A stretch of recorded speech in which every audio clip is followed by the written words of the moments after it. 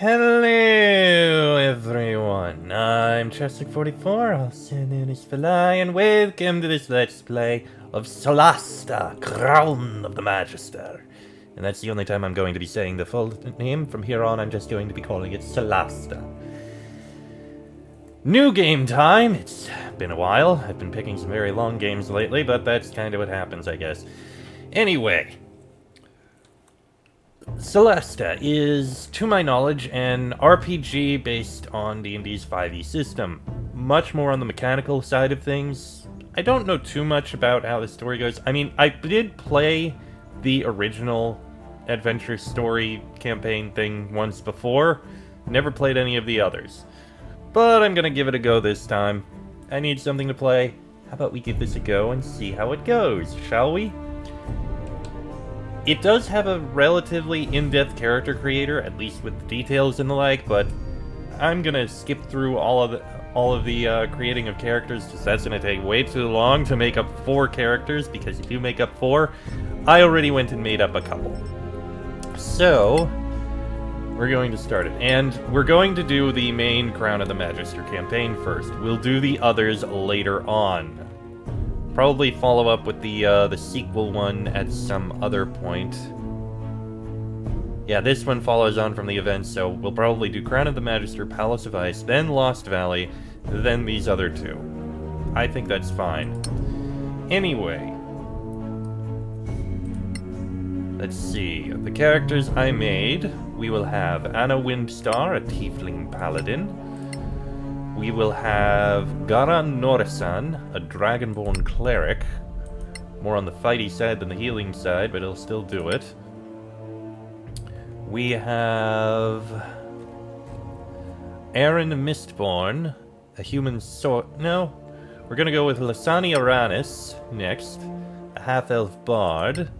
And finally, Aaron Mistborn, a human sorcerer. Seems a decent mix, in my opinion. 2 frontline fighters. Lysani's going to be focused on range, and Aaron is a sorcerer. We'll see how it goes. I also made some small changes to the settings in order to try and make things a little easier and a little less bitchy. I'll have to double check on the settings once we get in. But aside from that, it's going to be basically normal mode.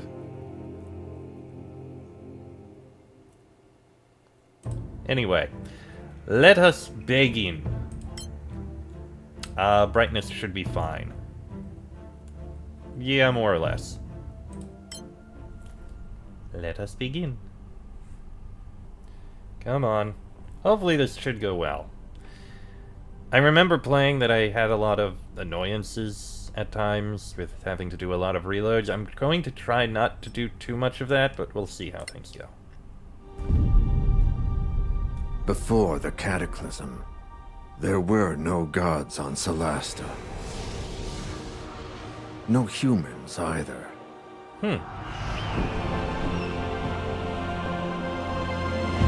Then, the rift opened. Some say it was a magical accident, or the work of an evil god. No one knows for sure. The Cataclysm destroyed the old High Elf Empire. Manacalon, they called it. And twisted the land beyond recognition. Now, only the brave and the foolish go there, in search of ancient treasures. But something is happening deep in those Badlands. Whatever it is, it can't be good. Probably not. It is the year 1024 after the Cataclysm. New states have arisen around the Badlands and crave its treasures. A newly discovered road offers a safer route into the ruined heart of the Empire from the Principality of Masgarth, upsetting the balance of power. The Legacy Council is formed to ensure that this knowledge is shared. It issues a call for agents to explore the Badlands in its name. Adventurers flock to Caer Siflin, the Principality's capital and the home of the Council. 4 strangers meet in the Gravekeep's cask, close to the Council chambers.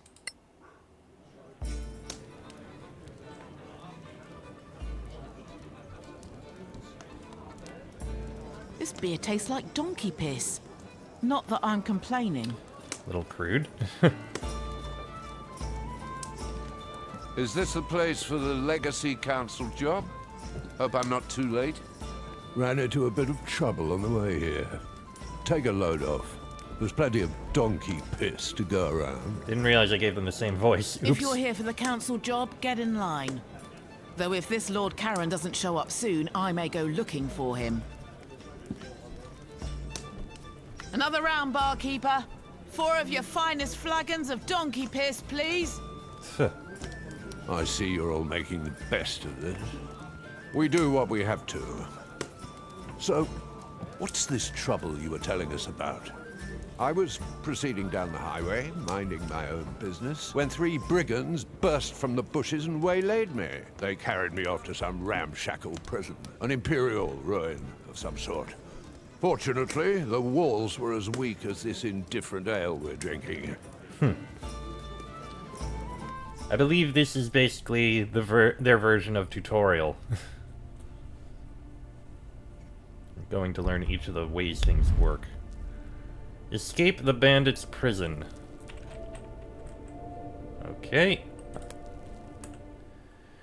Select your character by clicking on the character in the 3D view, yada yada. To move, left-click on the destination. Valid destinations show a round marker when you mouse over them. Invalid show a forbidden sign. Right-click and drag to rotate the camera. Also with Q and E, WASD moves it around.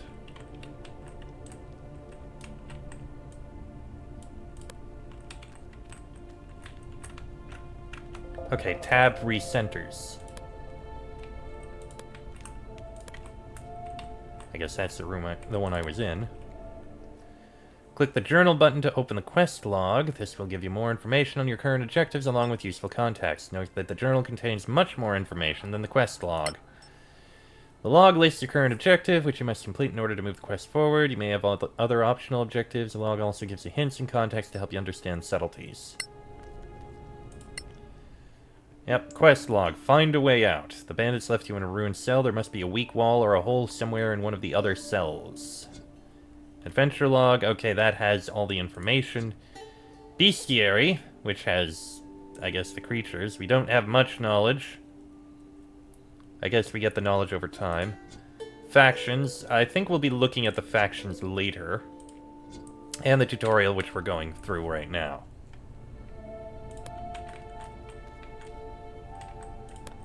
Well, this is the only cell we can go into, so... Ah! To crawl through a hole, click the other side. You can get a better view of the other side by rotating the camera. A character will automatically kneel, crawl, and stand up as appropriate on the way to the desired destination. After moving the camera around to examine your surroundings, you can center on a character and follow them. Either double-click or press tab. And there you go. Garan has gotten through.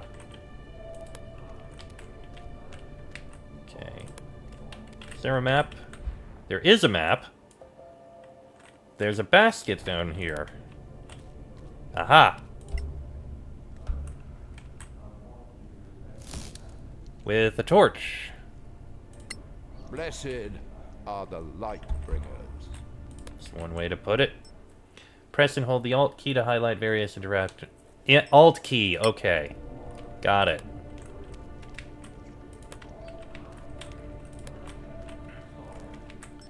Highlighted elements are interactive. The cursor indicates the action that can be performed. Opening, pushing, activating, lockpicking, etc. If it requires a dice roll, the DC will be displayed.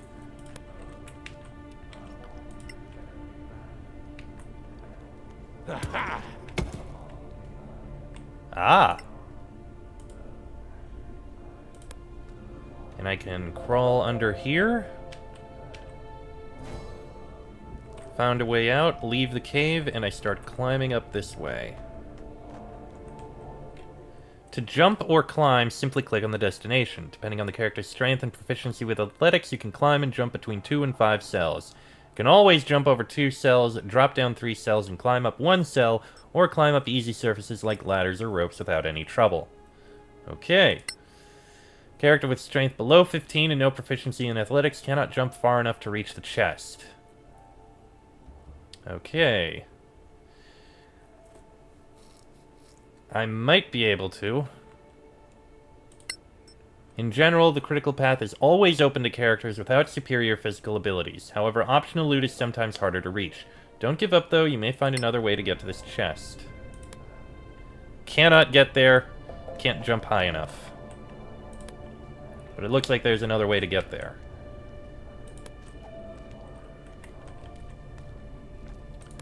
Specifically... Oh, yes, there is.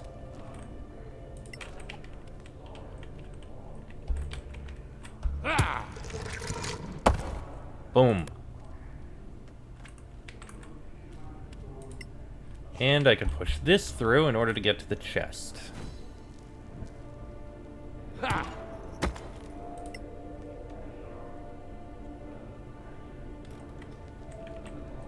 There we go.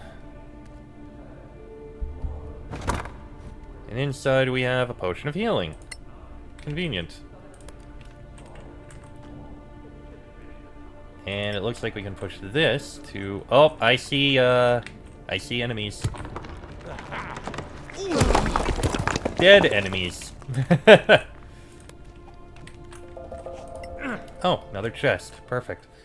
Click on a chest or other container to loot it. Everything you carry affects your weight gauge, so be wary of reaching your weight limit as this will slow you down a lot. Equipment and light sources must be used in the appropriate slots before they can be used. Some items can stack in the same cell in your inventory. The maximum number of units depends on the item. To split, hold Control and drag and drop. Let there be light. So we got some coins, ration pouches, and arrows. Let me just look at the inventory. Okay, we see the gear. We're going to be able to use it later. It looks like this is the way we can get out. Yep, there we go. Nice move, that trick with the wall. Glad you're no worse for wear. Perhaps someone else can tell a story, huh? Since it looks like we might be here a while. I don't mind waiting as long as they pay us for our bloody time. Well, let me tell you my story then. I too was accosted on the way here, but I faced my foes head on. So what are you waiting for? Spit it out, why don't you? Alright then.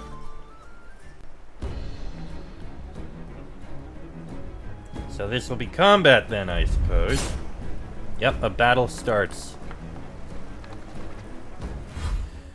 Moving to a point in the yellow area uses your main action to dash. Dash doubles your maximum movement for the turn. However, you cannot use your action or attack or cast a spell. Remember that you can move normally and then decide whether to dash further or use your action for something else.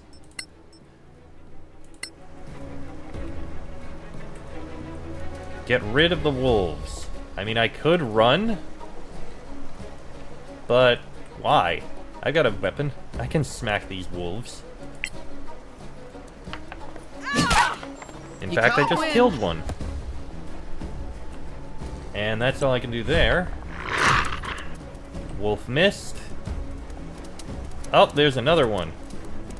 Hello. To attack an enemy using your default weapon, mouse over them and left click. You can also cast an attack spell or switch weapon configurations and use another weapon, ranged one for example. Depending on the character, some special abilities are also available. You can try and shove an enemy back or down. Select shove and choose from the available options. If you shove an enemy backwards into a pit, they'll fall. If you shove an enemy down, they will be prone, rendering them vulnerable until they spend more moves to level up.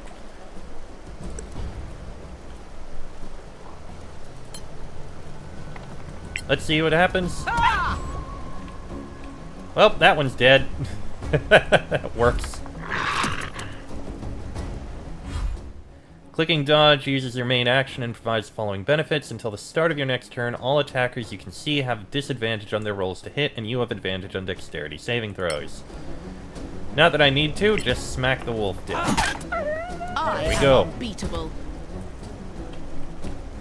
Disengage and push the rock to get across the bridge. Well, I've already killed all of them.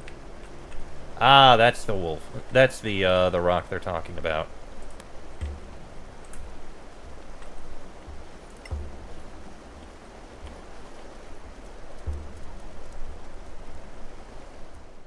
To avoid an opportunity attack, you can use the disengage action. For the rest of your turn, you can move close to enemies freely without any risk of opportunity attacks. Disengage uses your main action, though, so you won't be able to attack or dash.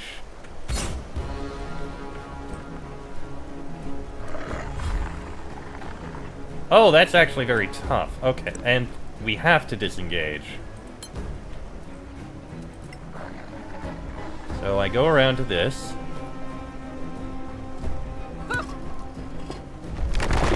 Oh! Okay, that's a clever way to do that.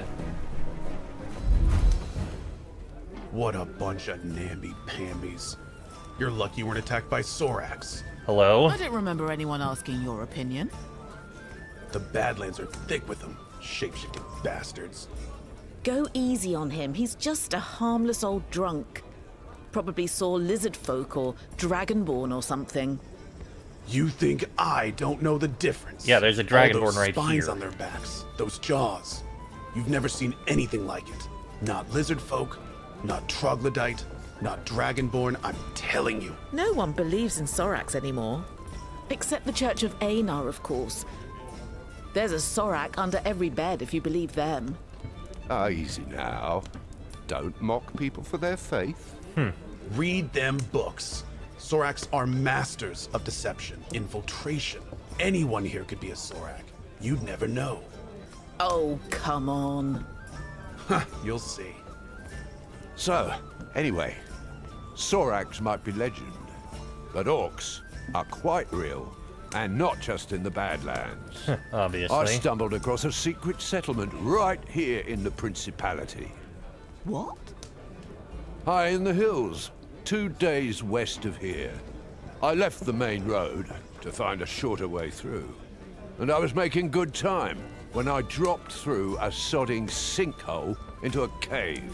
Is this when we learn about how magic spells and the like work? Ow! Oh! I must have fallen on my wrong side. In Solasta, you will explore deep, dark places without natural light sources. It makes exploration and combat harder, especially for characters without dark vision. You can equip torches or cast light spells to reveal your environment for the whole group. You can light flammable items like torches on holders by interacting with them while holding a torch, or by casting a flaming spell on them like the cantrip Firebolt. Okay, well, I have torch. There's the 2 torches that we're supposed to light. You do have spells. Can't cast any. No free hand to perform somatic spell components. Really? I guess the offhand has to be free to do it. We've got Ray of Frost, Firebolt, Acid Splash, Shadow Dagger, Burning Hands, Guiding Bolt, and Magic Missile. Right, so no free offhand. There's 1 torch. There's a 2nd torch. Examine the totem.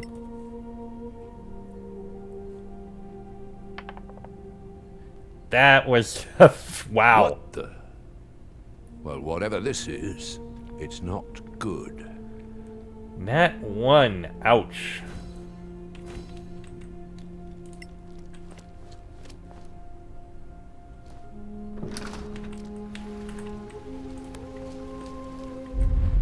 If your character can cast healing spells, like a cleric, press the cast spell and select a spell in order to recover lost hit points. You can also use a potion found in nearby loot, open the inventory, and right-click on the potion. Well, there's a potion in here, we'll make use of it. Yeah, loot all of that.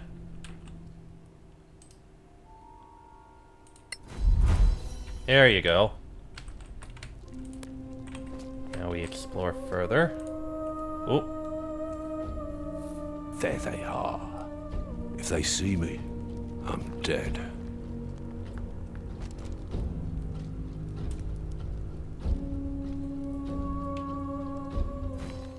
Activating cautious mode makes you slower, but it grants 2 benefits. Hidden objects and traps are easier to find, and you're harder for enemies to spot.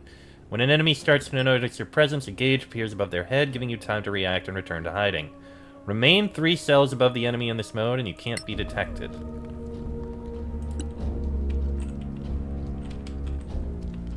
Okay. gonna remove that and make my cautious way over to whatever this is. Bunch of orcs, alright. Don't know what this is gonna do, but I guess we'll find out.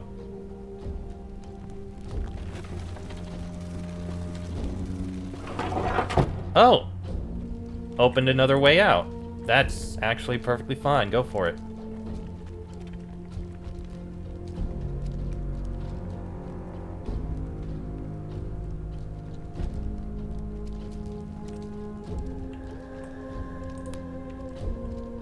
There we go.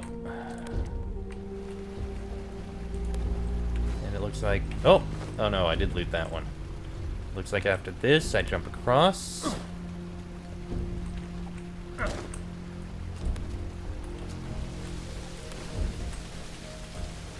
Oh, something I can pick up here.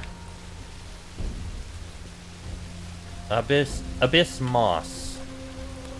Okay.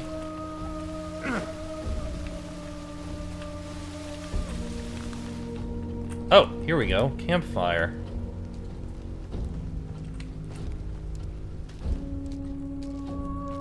What's worse, it looks like this is the only way out. I just need to be patient. They can't stay there forever. To recover hit points, special abilities, and spells, you must take a long rest. To do so, you need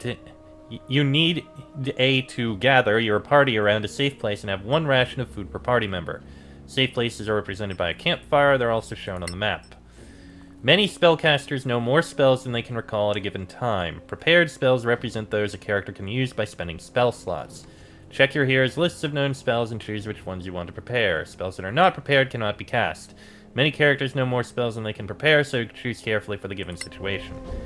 He's not a spell preparer. He can just cast instantly. Okay. Full HP. Upon rest completion, you'll recover spell slots. Start the long rest.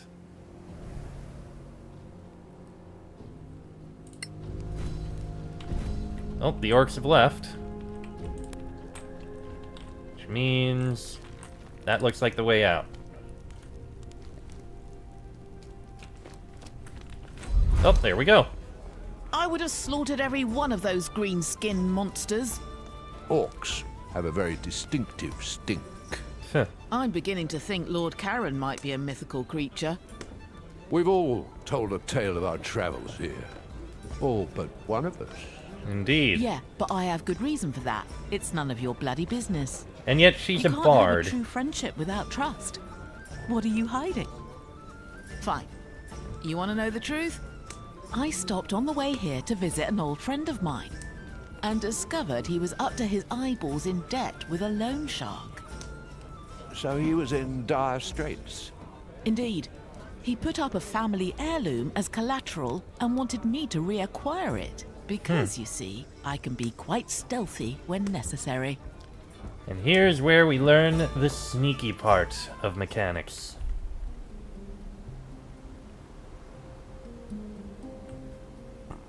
Excuse me. Enter the fort. Use cautious mode to find the tracks leading to the weak spot in the wall, then enter the fort by crawling through the hole if necessary. On the way, you can pick up the thieves' tools that Liam left near the wall of the fort. Oh yeah, you have Bardic Inspiration. You have a few spells you can cast, including Light and Healing. And Identify. Oh, that's a ritual. Okay. Not gonna do that. Use cautious mode to move stealthily. Enemies can hear you if they cross your noise circle, and they'll spot you as soon as you leave cautious mode.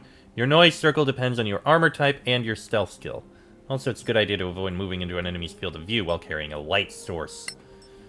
Remain in cautious mode for the whole duration of this mission. You must make a stealth check if you attempt an object interaction while within hearing range of an enemy, such as opening a door or chest or even pickpocketing, and you'll remain undetected only if you succeed.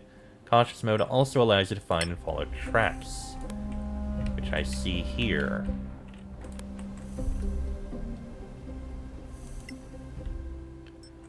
Right-click and drag to rotate your camera. We know about that. always thoughtful. Thieves' tools, need those.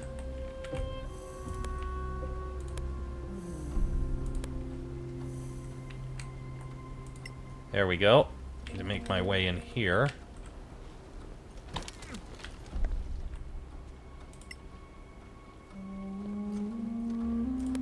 There we go.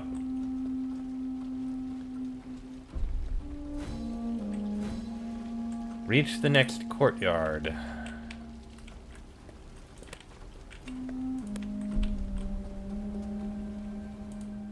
To try picking a lock, mouse over a locked door or chest and left click. If you select your whole party, the most skilled character is automatically chosen. You must have thieves' tools in your inventory to try picking a lock. Being proficient with them will help.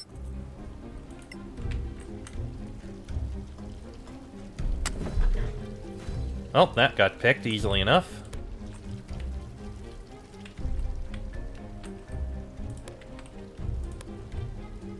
Bandit Quartermaster. Okay. I stay back here. You won't see me. See a guard over there. 2 guards. If I keep my distance, I think I'll be fine. Actually, I think I can get into here. Nice, nat 20. Find the treasure room. There's also something over here I can look at. That's probably the way into the treasure room there. Angry Violets. Odd name, but okay. I do have to admit, I like the map here. It's a very nice design. And very clear as well.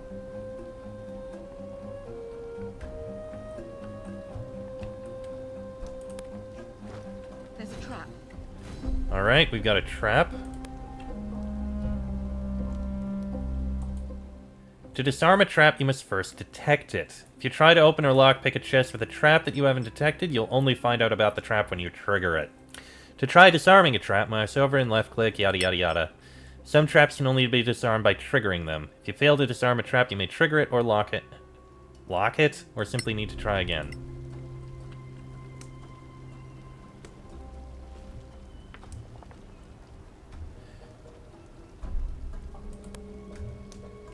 I thought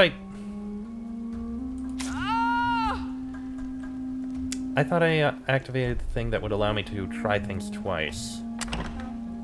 Hold on a moment. I don't know. Maybe it's just because it's a tutorial. A trap. Okay, another trap here.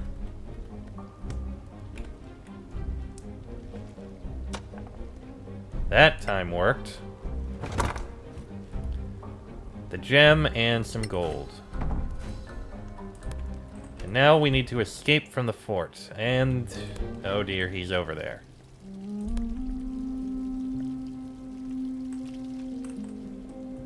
There you are, you filthy crook! You? What? You're drunk. Get out of here before I kill you. Think you scare me? Not anymore. A grave mistake. Oh dear. Liam, what are you doing here? I told you I'd take care of it. Sometimes in the course of your adventure, some non-player characters may become critical. This means if you let them die, the game is over. If you attack an enemy while undetected, you gain the advantage of surprise. That means you have advantage on your roll to hit, and your opponent can't react before the next turn. If you're a rogue, your attack will be a sneak attack, which I'm not.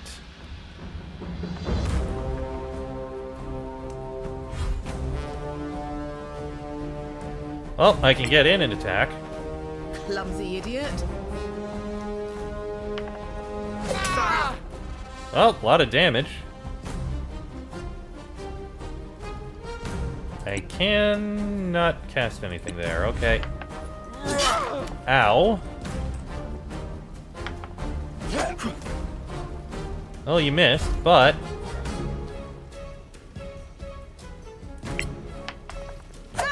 down you go. Bleed. Are you four here to see Lord Carrick?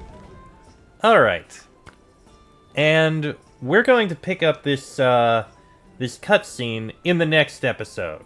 because I figure going through the tutorial is enough for the first episode. So, next episode, we'll talk to this guy, whoever he is, and finally begin the game proper.